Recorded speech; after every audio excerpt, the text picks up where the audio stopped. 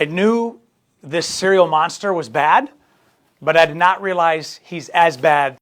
Of another victim who's had these horrific memories in her mind for nearly 20 years has come forward.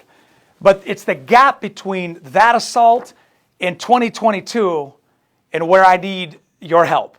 There are more suspects out there. We have 2 more in custody. And now I'm going to tell you the story of Michael Barajas, who filed his teeth as one of the many ways that he would intimidate, that he would threaten his victims across this mid-Michigan area, and now I know even in other states. I need your help, so follow me. December 8th, 2022, Michael Barajas was arrested because a victim that he orchestrated the kidnapping of using 2 other individuals, one of which we have in custody, in a yellow Hummer, saw the victim, a vulnerable victim, walking down the side of the road on the east side of Flint. Offered her, if you recall from our first story, a warm place to stay, a shower, food. It's the bare needs of an individual. It's the basic hygiene that she so needed and was so desperate. That was the grooming hook that they used. Brought her into the yellow Hummer, took her to the house that Barajas was waiting for because he was building out a gang to do these kinds of things called the Mossad Squad. This is what he was doing. He was training different people in his organization to find vulnerable females, to take them to a location, and to use that location as a human trafficking headquarters for people to come in and rape these victims. We saw that in the first one. This adult victim, after she was brought to the house on Merriman Street, and we have this house, it was raided that day. That's where Barajas was arrested multiple times throughout the days, and this happened back in Thanksgiving of 2022. Every day she would have these individuals come over and they would rape her as Barajas and his other generals would hold her down using things just like this, which is the actual rope from the scene that was used to tie down and to restrain the victim as they sexually assaulted her. They didn't treat her with any dignity, no respect. Many times in human trafficking, these individuals are treated as property. They're treated as somebody that has no soul, but yet they are. They are human beings that have a heart, and they take advantage of that innocence. They hold guns up to their head. Here's one of the weapons that was used. We know there's a second weapon we haven't found. To the head of these individuals, Barajas held it to the head of our victim and said, if you don't do this, I'm going to kill you. He even used his teeth, as mentioned, that he would tell the victim, I'm going to rip your throat out if you don't do what I tell you to do and you don't comply. It's dominance. It's grooming. It's kidnapping. And for the 3 weeks that she was picked up on Thanksgiving era until the time that we were able to rescue her, she tried to escape 2 other times. The first time she ran out the front door because the doors were barricaded with locks. The windows were screwed shut with drywall screws. She had an opportunity. She ran out the door. And as she was running down the street, they fired a round at her. They tackled her. She actually stabbed Barajas at one point, dragged her back. She tried to escape a second time. Went to a local McDonald's. But they followed her and they threatened to kill her if she made any statements. And many times in the syndrome, in the world that they're in, these victims have to make a decision of what to do to survive. And she went back a second time against her will. And it was the third time that we're so thankful to our hospital friends at Hurley Hospital because she had a medical emergency that a 911 call was made. She was brought to the hospital, and that's where she was rescued by Ghost. When we started that case, as I said, somebody who does this, a guy that files his teeth down, a guy that has this kind of MO, has done it before. And when we broke the story, just before Christmas, I knew the call to action was to use the media, the friends in the media, to give that courage that's needed. And that's exactly what happened on January 3rd of 2023. Because of this platform and all those that are out there around the country, and those that even use this to send to other news outlets in other countries, especially our friends in the UK. You were able to give the second victim courage, because that's the exact word she used when she called to make the complaint, that she saw the news story and she has enough courage to come forward and tell her story. And this is her story. She's not from this area. Her nightmare began in 2003 and went all the way to 2007, when she was age 4, all the way to age 8 and 9. In that window, at age 4, she was put into a situation because of her connection as a child of an adult to Barajas' family of adults. And I got to be sensitive, I don't give all the case facts out, but I will tell you that as a 4-year-old, you don't have say. But Barajas was an adult at that point. Now, mind you, he's 36 years old now.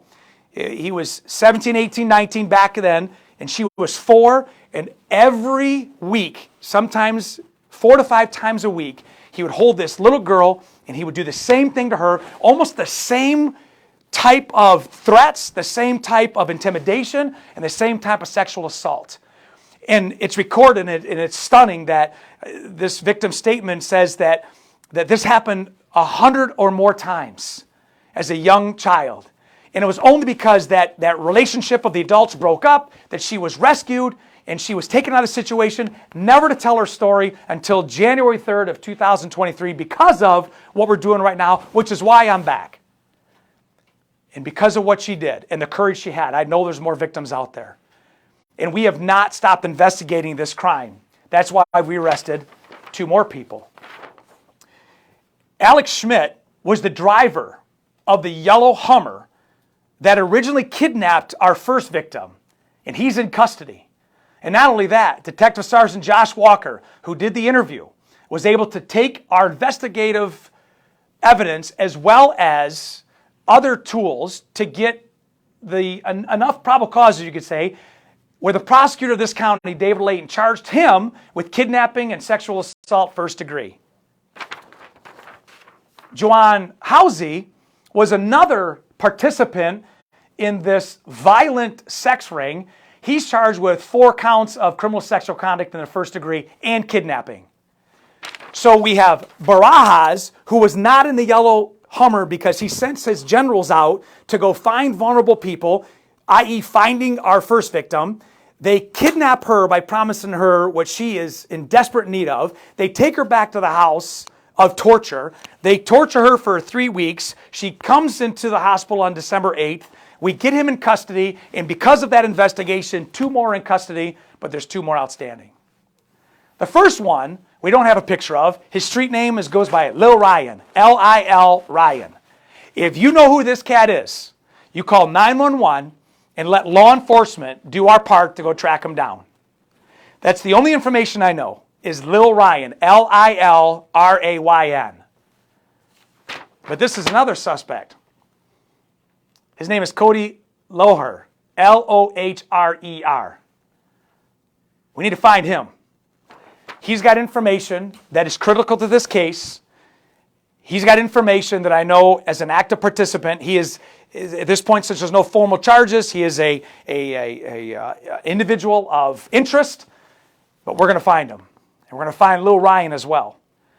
And when we have this case and we show you the different types of tools that were used, the rope to tie her down and the gun that's used, one of 2 to point and put in her head and make sure that she follows through. We don't have the pacifier that Barajas used that they made her suck on when they said, call us daddy while we do this.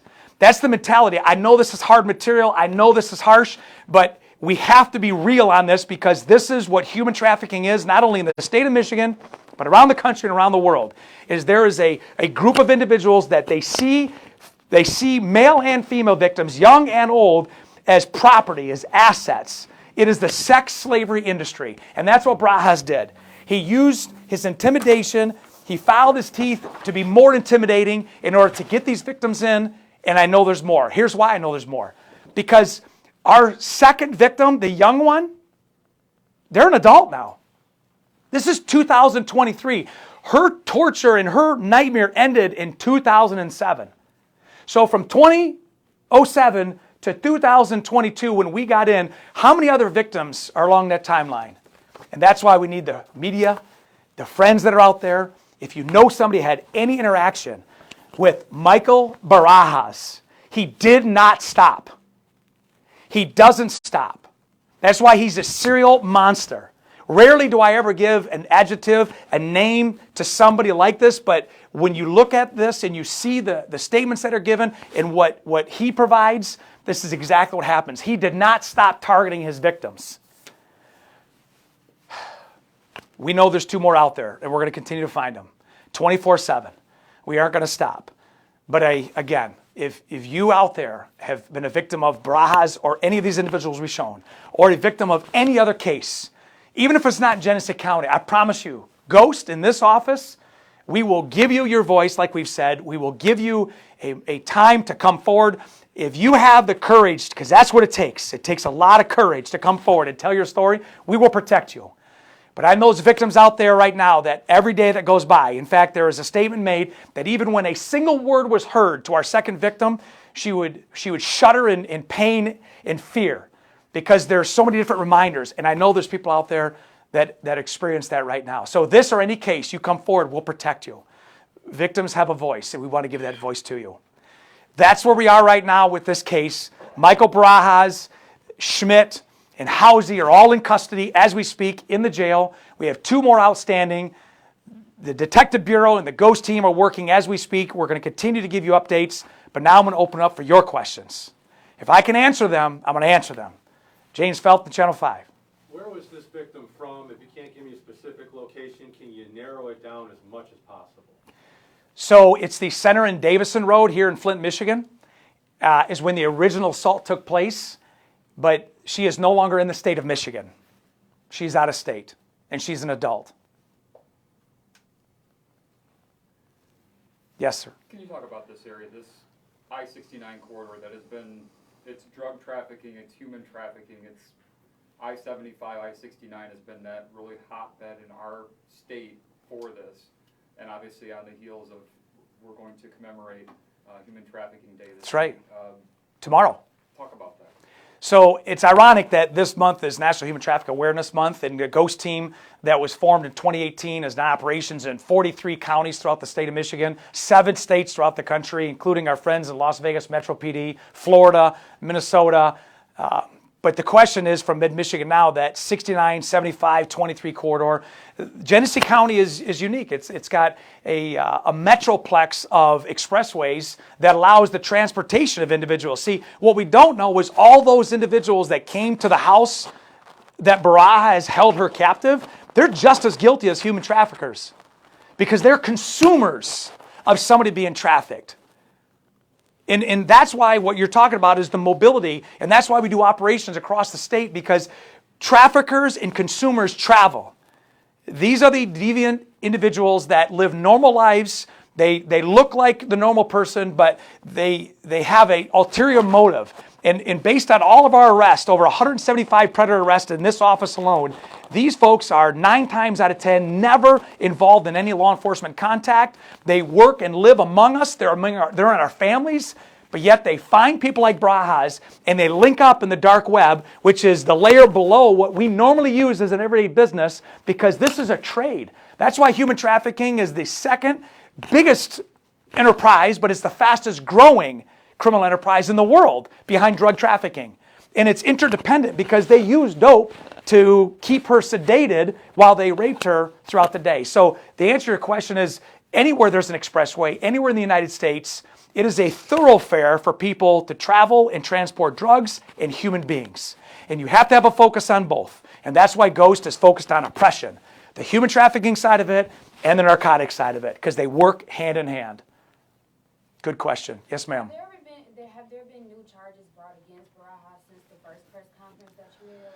So, the second victim, because of the prosecutor's office and our assistant prosecutor, Karen Hansen, we have 20 additional felonies on Barajas. These are weapons offenses, which are 2-year felonies. These are intimidation and bribery, which are 10-year felonies.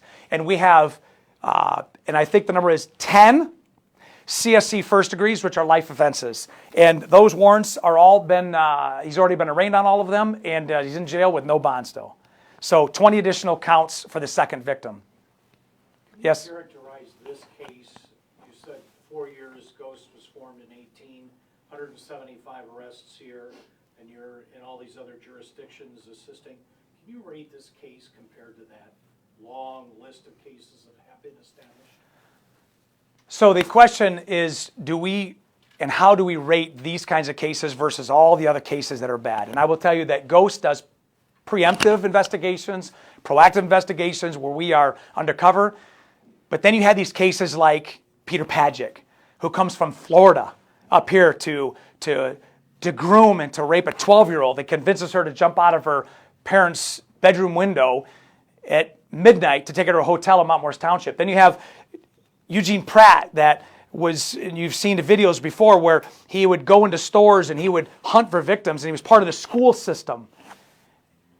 I'd have to say, when it comes to the brutality, this is number one. The brutality, the look, the intimidation, I've seen nothing like it. That's why I don't characterize individuals, but I will characterize this guy. There's no other purpose for him to do what he's doing in order for him to do good. It is only evil. That's why it's number one. Can we get the spelling on Mossad Squad?